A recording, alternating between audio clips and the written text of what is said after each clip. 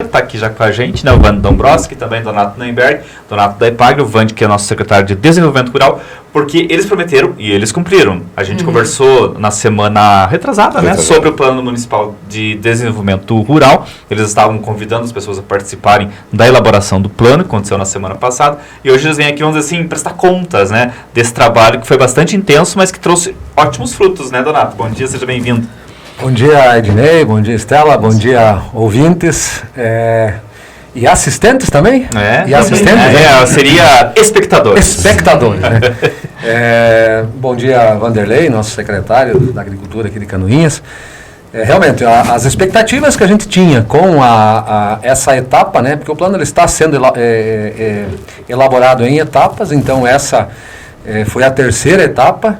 Mas ela era a mais importante, porque nessa etapa a gente realmente iria fazer com todo o Conselho. Por isso que a gente tinha uma expectativa muito grande, e quando a gente pode trazer aqui para vocês esse sentimento de toda a equipe, né, Vande, tanto da equipe da Secretaria quanto da equipe da EPAGRE, que estavam na elaboração e na coordenação dessa etapa, trazer esse sentimento assim de dever cumprido, de missão cumprida, com bons resultados, que a gente vai trazer algumas informações hoje aqui para vocês. Isso é muito bom, né? Porque era uma etapa, é a etapa crucial. A partir de agora é ajustes, é fazer uma redação final, é nós termos depois esse plano aqui redigido, impresso e em mídias digitais também.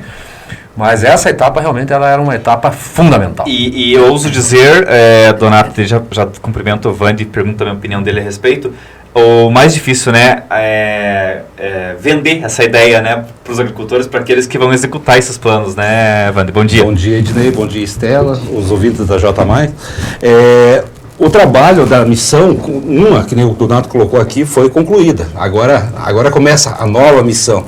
Por causa que, para fazer um evento trabalhando ali com pessoas, nós trabalhamos 2 dias, a média de 100 pessoas por dia, com alimentação e tudo, porque a gente não queria dispersar os agricultores e também entidades que eles estivessem no local para entender essa metodologia que a gente queria colocar. E nós conseguimos, através do pessoal da EPAGRE, agradecer também a EPAGRE municipal, estadual e regional, e também a Secretaria da Agricultura pelo apoio que foi dado no evento. Ele entrou dentro da expectativa que a gente queria, certo? Só a gente se assustou porque nós estávamos falando de uma cadeia produtiva do plano de 2005, que era 15 cadeias produtivas, ela entrou mais 6. Então, quer dizer, acrescentou mais trabalho aqui. 21 cadeias produtivas. 21 cadeias produtivas. Elas foram, o Donato já vai repassar de que forma que foi trabalhada a metodologia, mas agora a gente está contente por causa que nós terminamos uma etapa que foi na terça-feira. Essa semana, uma das cadeias produtivas, que é a meio ambiente, saneamento básico e educação ambiental, já está se reunindo, já está trabalhando. Então, a gente fica satisfeito que já está dando resultado. Nós ainda íamos fazer uma reunião da executiva para falar com os coordenadores das câmaras técnicas, mas eles já estão se mexendo e isso que é bom.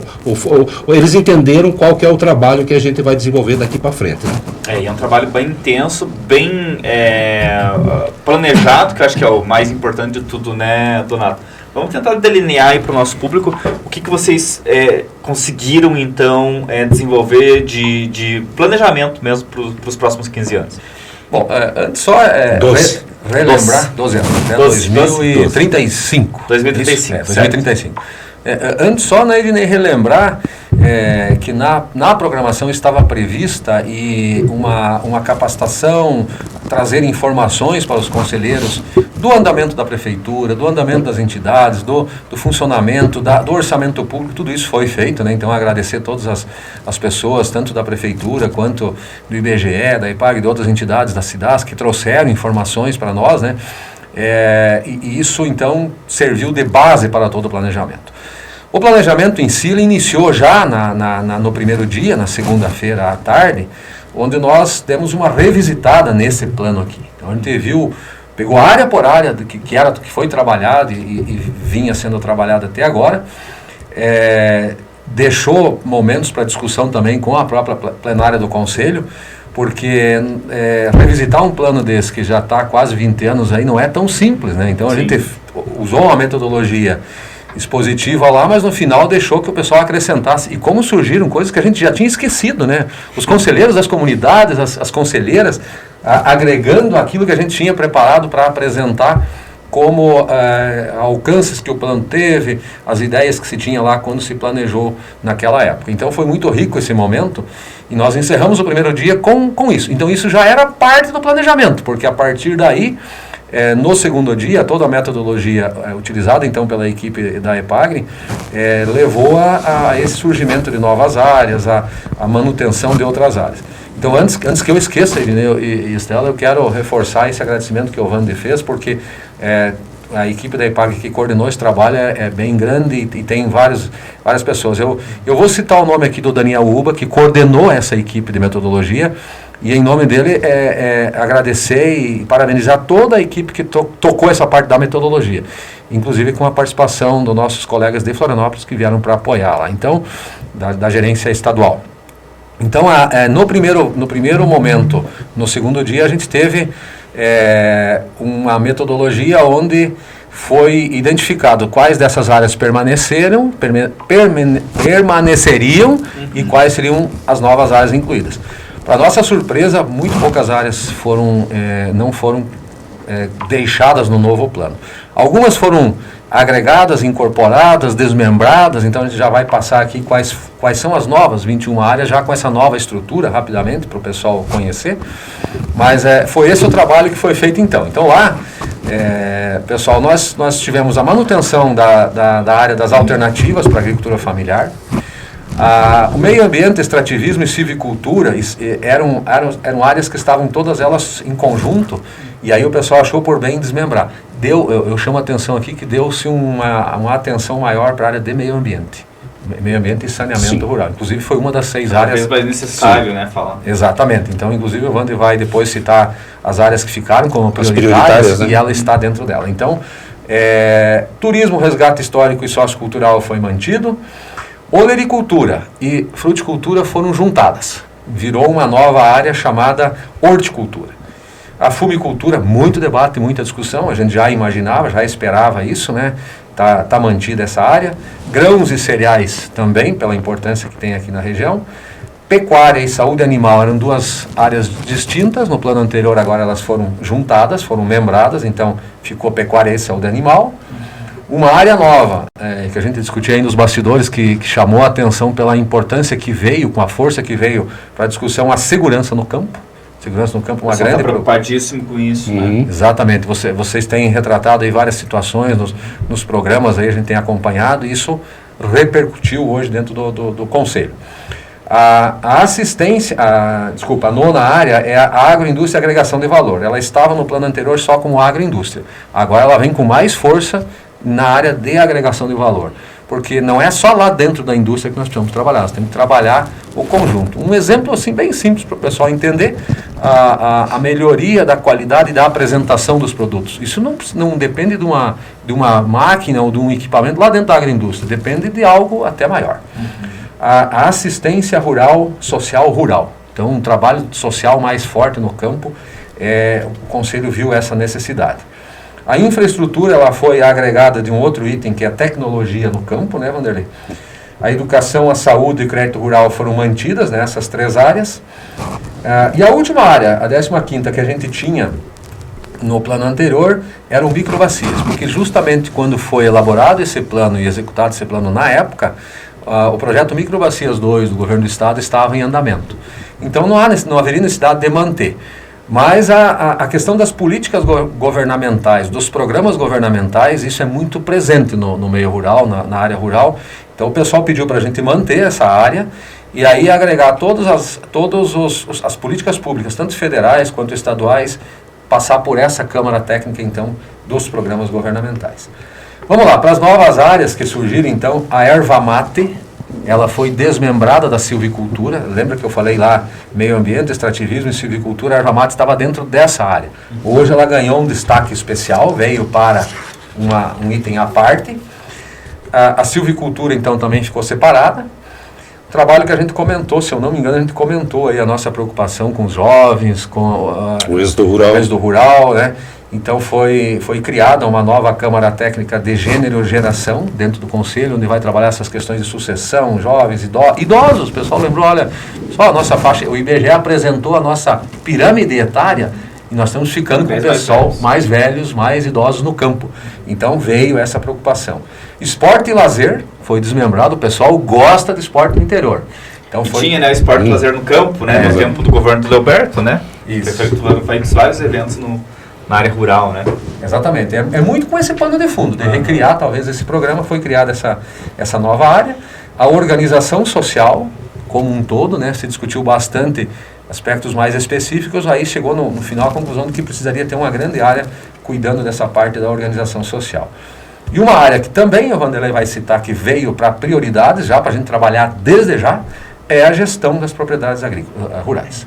Ainda se tem muita necessidade de avançar com o trabalho de gestão financeira, econômica. O pessoal sabe muito bem fazer o operacional. Quando plantar, como plantar, o que plantar, de que forma. O aspecto operacional, agora o econômico financeiro ainda se chegou à conclusão que precisa trabalhar mais. Esse eixo ali da permanência no campo que você falou ali, da sucessão e tal, me chama a atenção porque eu me recordo que anos atrás a gente fazia muita reportagem sobre sucessão, sobre permanência do jovem no campo, teve alguns programas para essa área, né, e tal. Hoje a gente não fala tanto disso. Os jovens estão ficando mais no campo ou ainda há essa grande evasão de jovens? Quer dizer, o filho do agricultor começa a querer fazer faculdade, começa a querer fazer ensino médio já na cidade e aí não volta mais.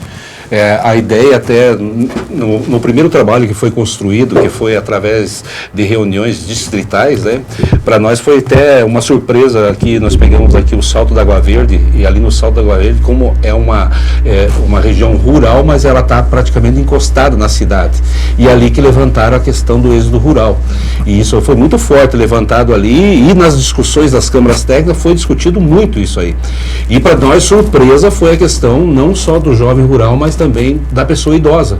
A pessoa idosa tem que ser, ela olhar, porque o que acontece hoje? Conforme a família, ele tem um filho ou 2 filhos, ele sai do campo e os pais ficam lá. E quem que vai tocar aquela propriedade? Então isso aí é um dos eixos que vai ser trabalhado dentro desses prioritários que foi colocado aqui, certo? E até, Ednei, ali que o Donato colocou ali, as áreas prioritárias dessas 21... Antes de entrar nas áreas prioritárias, eu queria só complementar com uma informação que eu acho que é importante para a nossa população, ainda dentro dessa questão dos jovens e da pirâmide etária que o IBGE apresentou. Eles vão divulgar esses dados oficiais. Na verdade, nós tivemos extraoficialmente já... mostrou para vocês, né? Isso, nós tivemos assim... saindo da forma, estava quentinho ainda os dados. Esqueci o nome. Edmilson. Edmilson não teve lá. IBGE, né? É que eu tenho outro rapaz que é o Edmilson, já estaria das antigas, mas tem outro rapaz que agora está coordenando regionalmente, que é o... Eu já lembro o nome dele, já lembro. Pois é, então esse dado nos chama a atenção. Então não foi detalhado a questão do êxodo com relação aos jovens, mas eu imagino pelos dados que ele apresentou lá que nós temos sim diminuição de jovens no campo. A diminuição da população geral no campo está acontecendo. Nós tínhamos, se eu não me engano, 14 mil e pouco, quase 15 mil pessoas morando no campo, em Canoinhas. Hoje nós temos 11 mil e pouco. Ele diminuiu bastante. Então, Anderson é o nome do rapaz, que é o Anderson, regional. O Anderson, exatamente. Então, o Edmilson trouxe esse dado para nós ali, e aí nas discussões que aconteceram nos grupos, dentro da metodologia que a gente propôs lá, isso veio à tona, né? E é isso que o Wander colocou. Nas reuniões distritais a gente já viu essa preocupação por parte dos agricultores, e nas entidades lá, que estavam lá, aí com todas as entidades presentes, fica mais fácil de encaminhar e discutir essas questões. Então foi criada essa Câmara, temos sim ter essa preocupação. O jovem está saindo estudar, muitos até voltam, como agrônomos, como veterinários, como técnicos, formações na área da agropecuária, mas muitos saem e não voltam mais, né? Então essa é a nossa preocupação. Ednei, e também colocar, como eu estava passando para você lá, como é um conselho muito grande e é um conselho atuante, 153 membros. Nós estamos falando em 77 cadeiras, onde 28 cadeiras representando as comunidades rurais. Isso já mostra a questão da adesão, né? Que eu vinha perguntando, porque os planejamentos, eles são importantíssimos, eles são vitais, né? Mas se não houver aderência daquele, se não houver o convencimento daquele que precisa executar, que vai de fato executar, você não consegue fazer nada, né? Sim, e para nós foi uma surpresa quando nós começamos a fazer a reestruturação do conselho, que nós fomos nas propriedades rurais convidar esse trabalho para os conselheiros, até foi surpresa agora no convite por uma conselheira, que nós temos muitas mulheres agricultoras conselheiras, filhos de agricultores conselheiros, também pessoas jovens que estão ali com uma ideia, uma cabeça nova, isso aqui está ajudando a construir muito. E eles perguntaram, olha, eu estou com um filho de colo, será que eu posso ir participar, será que eu posso levar? Só não pode como deve. Então ficou um trabalho muito legal e construído ali, certo? E dessas cadeias temáticas que nós estamos chamando agora, das 6 que ficou alavancada, e até eu queria colocar aqui, porque isso aqui é uma construção não só através da Secretaria da Agricultura, é uma construção com várias entidades que vai fazer parte desse processo, porque além de um plano diretor que nós temos do município, além também de um plano de governo que a gente tem para conquistar e trabalhar, nós também temos esse plano municipal de desenvolvimento rural.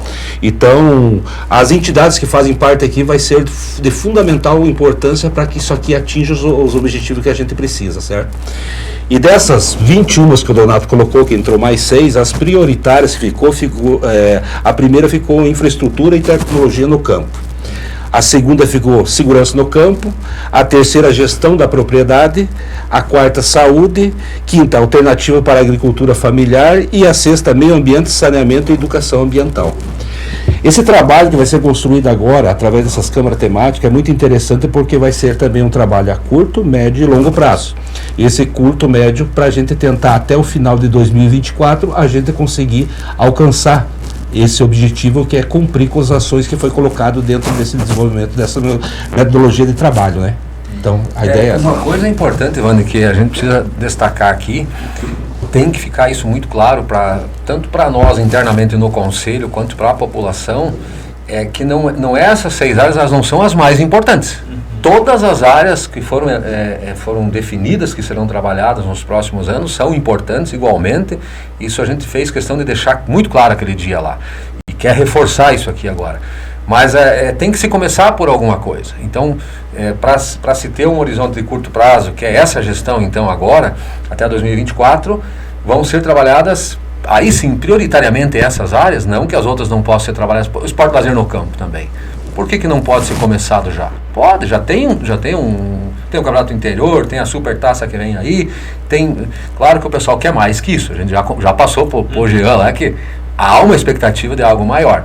Mas assim, deixar claro que essas áreas, então, todas as áreas são importantes, todas elas envolvem várias entidades, várias pessoas, e o plano, então, ele não simbolicamente foi entregue lá para o secretário, como presidente do Conselho, mas é um plano para ser executado, como a gente já falou no programa anterior, por todas as entidades que foram citadas. Né? Quais são as maiores dificuldades para executar esse plano? Vamos falar em infraestrutura rural.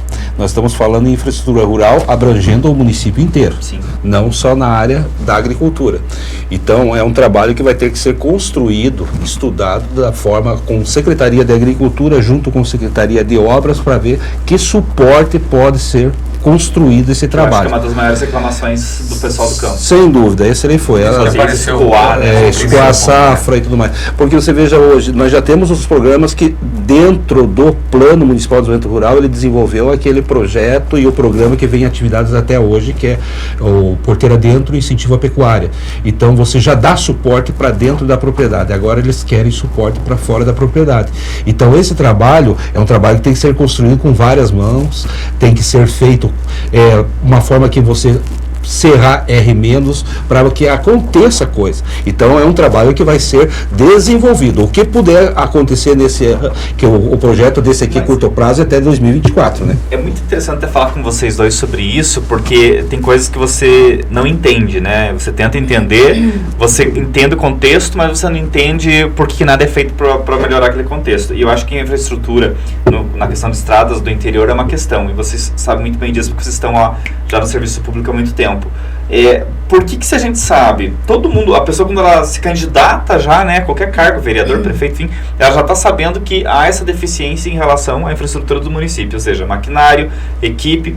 Por que continua -se há tantos anos fazendo a mesma coisa e obtendo seus mesmos resultados? Incrível, né?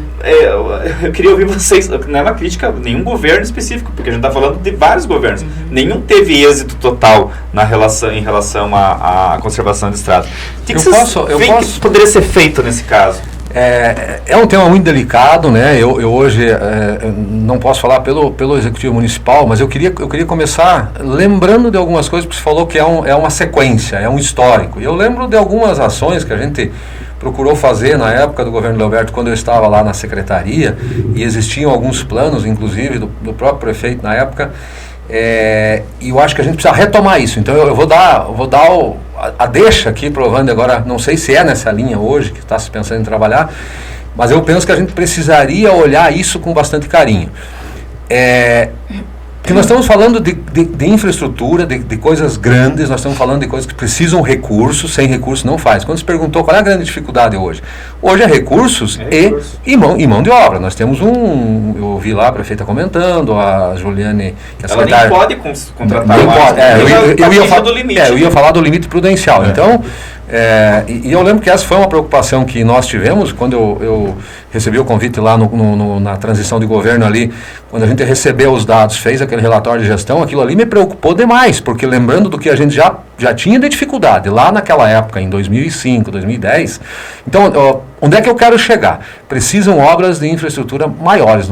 Essas estradas principais, as principais, vamos pegar ali, Canoinhas a Paula Pereira, Canoinhas a Felipe Schmidt, Canoinhas ao Salto, Canoinhas a Rio da Areia, ao Distrito de Pinheiros. Essas estradas municipais precisam, eu sei que o que eu vou dizer aqui é fácil para dizer, muito difícil para executar e fazer, porque na época do Leoberto já existiam algumas ideias, existia um programa do governo do estado, existiam 2 programas, eu não lembro o nome dos 2 programas, um era de asfaltamento de todos os municípios do estado de Santa Catarina. Dos acessos. Luiz Henrique, dos acessos aos municípios. Alguém lembra o nome daquele programa?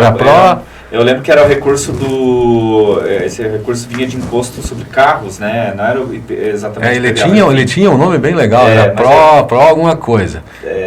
Não tinha a ver com caminhos? Bom, não lembro. Tá, mas enfim, e o Luiz Henrique conseguiu fazer isso.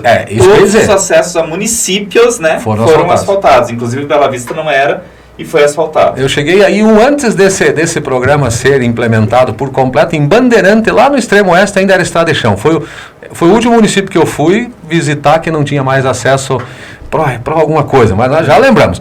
E tinha um outro para a questão dos distritos, também de asfaltamento e de pavimentações. E aí, o que teria que trabalhar? É nessa linha.